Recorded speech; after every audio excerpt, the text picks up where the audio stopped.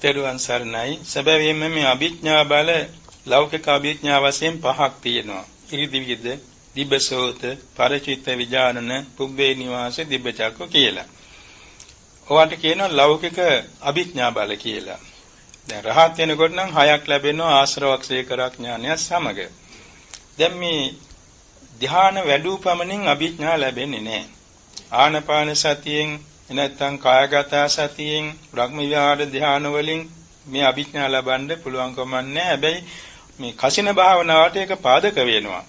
ඊට පස්සේ කසින භාවනා පඨවි, ආපෝ, තේජෝ, වායෝ, නීල, පීත, ලෝහිතෝ, දාත කියන වර්ණ කසින අතර ආලෝක කසින, ආකාශ කසින කියලා මේ කසින 10න්ම සීළු ධ්‍යාන උපදවන්නට ඕන පළමුවෙන්. එයින් ආකාශ කසිනින් පුළුවන් රූප ධ්‍යාන 4 පමණයි. අනිත් 9ෙන්ම අරූප සමාපත්තිය උපදවාගෙන ඉන්නට ඕනේ. එතකොට එයිනොත් ආලෝක කසිනියයි ආකාශ කසිනිය දෙක හැර පඨවි, ආපෝ, තේජෝ, වායෝ කියන භූත කසින 4 ඊළඟට නීල, පීත, ලෝහිතෝ, දාත කියන මේ වර්ණ කසින 4 ප්‍රගුණ කරලා ඒක 14 ආකාරයකින් සිත පුරුදු කරන්න තියෙන එකට කියනවා චුද්දසාකාර චිත්ත පරිදමණය කියලා. 14 ආකාරයකින් හිත වශී කරන්න තියෙනවා. ඒක බොහොම සියුම් වැඩක් ඒක. ඒක හැමෝටම කරන්න ලේසි නෑ, හැමෝටම සාර්ථක වෙන්නේ නෑ. ඒ තරමට ඒක සියුම් කියන්නේ දුෂ්කරයි. නමුත් ඥානවන්තයෝ නිසි ගුරු උපදේශ ඇතුව කරනවා. ඒකට ඒ චුද්දසාකාර චිත්ත පරිදමණය කියන 14 ආකාරයෙන් හිත වශීතාවට පමුණවා ගත්තාම ඒ යෝගාවචරයටත් එපමණකින්ම අභිඥා ලැබුණා නෙමෙයි. ඊළඟට එක එක අභිඥාවකට තියෙනවා ඒකට පෙරහුරුව ලබන්න තියෙනවා, අභ්‍යාස කරන්න තියෙනවා. දැන් අපි හිතමු පුබ්බේ නිවාස ඥානෙ ලබන්න කියලා. පුබ්බේ නිවාස ඥානෙ ලබන්න නම් ඒ සඳහා තියෙනවා මේ ඕදාත කසින, එහෙම නැත්නම් ආලෝක කසින, තේජෝ කසින. ඔය තුنين ඔයාට තියෙන ආලෝකේ බොහොම දීප්තිමත් ආලෝකයෙන් ලැබෙන්නේ. ඒ තුنين එක්තරා මේ කසිනයකින් රූප ධ්‍යාන 4ට සමාදිනවා. 4වෙනි සමාධියට සමාදිලා ඒකෙන් නැගිටලා ඒකේ ධ්‍යානාංග දෙක බලන්න ඕනේ, ආවර්ජනා කරන්න ඕනේ. ආයමත් ඒ ධ්‍යානෙට සමාදින්න ඕනේ 4වෙනි ධ්‍යානෙට. ඒකට සමාදිලා ඊට පස්සේ ඒකෙන් නැගිටලා මේ අදිෂ්ඨාන කරන්න ඕනේ මට මේ ඊයේ දවසේ සිදුවෙච්ච දේවල් දැක ගන්න ලැබේවා. අයමත් එහෙම කරලා අයමත් ධ්‍යාන සමාදින්න ඕනේ. අයමත් ධ්‍යාන සමාදිලා නැගිටිනකොටම ඊයේ දවසේ සිදුවෙච්ච දේවල් මැවිලා පේනවා හිතට. ඔහම ගිය සතියේ, ගිය මාසයේ, ගිය වසරේ ඔහම ගිහිල්ලා මේ තමන්ගේ ප්‍රතිසන්දීක්ෂණය දක්වාම මේ ජීවිතය ගැන අතීතේ බලන්න ඕනේ. ඒ බලන්න එක සැරේ පුළුවන්කම නැහැ, මේ වාගේ අනුපිළිවෙලින් යන්නට ඕනේ. ඒක තමයි පෙරහුරුව කියන්නේ. පෙරහුරුව කියන්නේ මූලික අභ්‍යාසය. එහෙම ගිහිල්ලා දැන් මේ ජීවිතයේ මව කුසේ පරිසන්දිගත අවස්ථාව දක්වා හිත යවලා ඊට පස්සේ අයමත් ධානයට සමවැදෙලා ධානයෙන් නැගිටලා ධානාංග බලලා අයමත් ධානයට සමවැදෙලා එයින් නැගිටලා ආවර්ජනා කරන මට පූර්ව භවයේ චුතිය පෙනීවා කියලා. සමාත නොපෙනෙන්න පුළුවන්. නමුත් පසුබට නොවේ අයමත් සමාධියට සමවැදෙලා අයමත් අර වගේ ආවර්ජනා කරන්න ඕනේ. එතකොට එයතට පූර්ව භවයේ චුත වෙන අවස්ථාව පේන්න පටන් ගන්නවා. ඊට පස්සේ අයමත් ධ්‍යාන සමයදලේ නැගිටලා ඒ පූර්ව භවයේ චුතියට මුලින් ඇති වෙච්ච මරණාසන්න ජවන්සිත අරමුණු වේවා කියලා. එතකොට ඒක අරමුණු කරගන්න පුළුවන් වෙනවා. බැරි වෙනකොට අයමත් ධ්‍යාන සමයදලා අයමත් ආවර්ජනා කරන්න ඕනේ. කොහොම ගිහිල්ලා ඒ භවයේහි මේ නම, ගම, ජාතිය, මව්පියෝ, සහෝදර සහෝදරි හිටනම් ඒ ඇත්තෝ කෑම බීම, සැප දුක්, කළ කුසල ලක්ෂණ ඔක්කොම මේ භවයේ සම්බන්ධව එකින් එකට බලන්න ඕනේ. එක වාරට සියල්ල බලන්න බෑ. ඒව නැවත සමාධිමින් ධ්‍යාන සමාධිමින් ආවර්ජනා කරමින් බලමින් ගිහිල්ලා තමයි හුරු වෙන්නේ. ඒ කාරණිකන් මේ කණවැල් දණ්ඩක් අල්ලගෙන හන්දෙක් එක්ක යනවා වගේ වැඩක් මේක. දන්වැල් පුරුක් පෙලක් වගේ බලන්න ඕනේ. ඉතින් ඒ විදිහට ගිහිල්ලා හුරු වුණාම ඉතින් ආත්භාව 2ක්, ආත්භාව 3ක්, ආත්භාව 4ක් කොහොම ඈතට තමන්ගේ පමණක් බලන්න පුළුවන්. තමන්ගේ පමණක්. වෙන කෙනෙකුගේ බලන්න ඕනේ නම් ඒ අත්ගේ මේ ජීවිතයේ නාම රූප පරම්පරාව බලලා ඒ අනුව දකින්න යන්න ඕනේ. ඒකත් බොහොම සියුම් දෙයක්, බොහොම දුෂ්කර දෙයක්.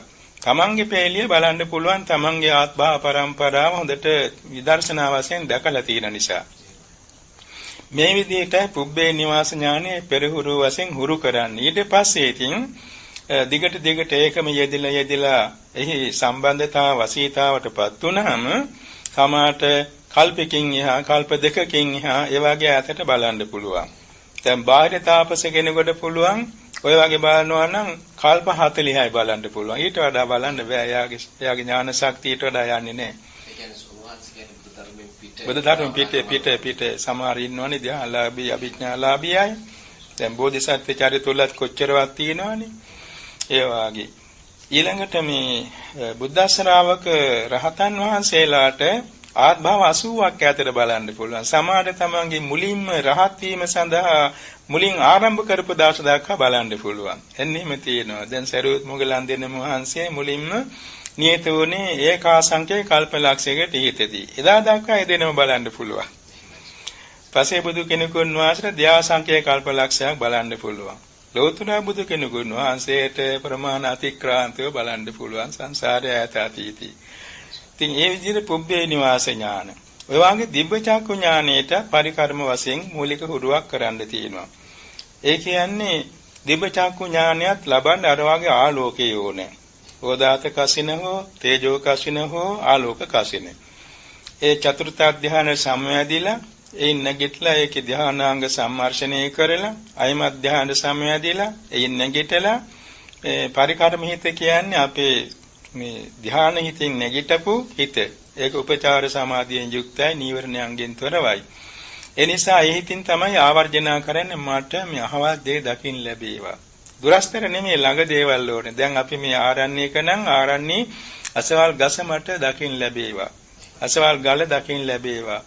අසවල් දොළ දකින්න ලැබේවා. ඒ වාගේ ඈත නැති දේවල් ඉස්සෙල්ලා හොයාගන්න බලන්න ඕනේ. එහෙම පුරුදු කරලා තමයි ටික ඈතට දේවල් දකින්න පුළුවන්.